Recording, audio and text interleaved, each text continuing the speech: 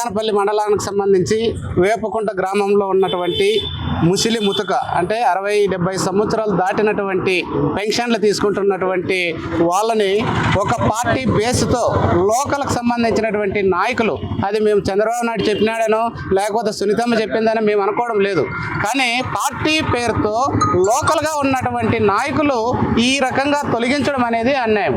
మేము అనేది ఏమంటే పెన్షన్లకు సంబంధించి మీరు అధికారంలోకి వచ్చేటప్పుడు అన్ని విషయాలు చెప్తున్నారు. ప్రతి ఉద్యోగికి కూడా 60 సంవత్సరాలు దాటినా 50 సంవత్సరాలు దాటినా రకరకాలుగా చెప్తున్నారు.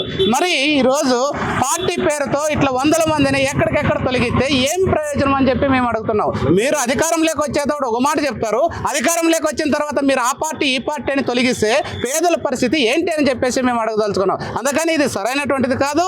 ఏ ప్రభుత్వం వచ్చినా అక్కడ వైసీపీ కానీ లేదా ఇక్కడ ఉన్నటువంటి టీడీపీ ప్రభుత్వం కానీ ఇట్లా ముస్లిం ముతకల్ని తొలగించడం అనేది ఇది సరైనటువంటి పద్ధతి కాదు అని మేము సిపిఎం పార్టీగా సిఐటిగా డిమాండ్ చేస్తున్నాం.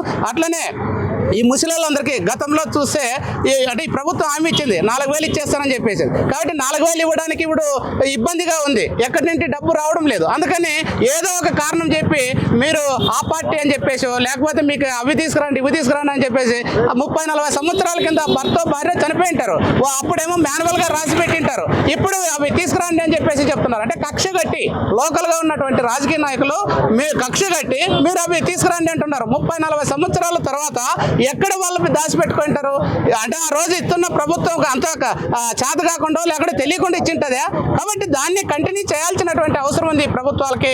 కాబట్టి ఇక్కడ ఉన్నటువంటి పేదలు ముసలి వాళ్ళు 60-70 సంవత్సరాల తర్వాత అందరూ దాటినటువంటి వాళ్ళు 62 మంది ఒకే ఊర్లో ఇట్లా తొలగించడం అనేది ఇది అన్యాయం. ఇట్లా కనుక తొలగించకపోతే ఈ జిల్లాలో ఉన్నటువంటి ఇట్లాంటి పెన్షనర్స్ అందరినీ కూడా పెద్ద ఎత్తున కుప్పేసి ఆ రకంగా మీ ప్రభుత్వానికి వ్యతిరేకంగా మా పోరాటాన్ని కొనసాగిస్తామని చెప్పేసి తెలియజేస్తున్నాం. మరిన్ని వీడియోస్ కోసం ఛానల్ ని సబ్స్క్రైబ్ చేయండి, లేటెస్ట్ అప్డేట్స్ కోసం వాట్సాప్ ఛానల్ ని ఫాలో చేయండి అండ్ లింక్ డిస్క్రిప్షన్ లో ఉంది.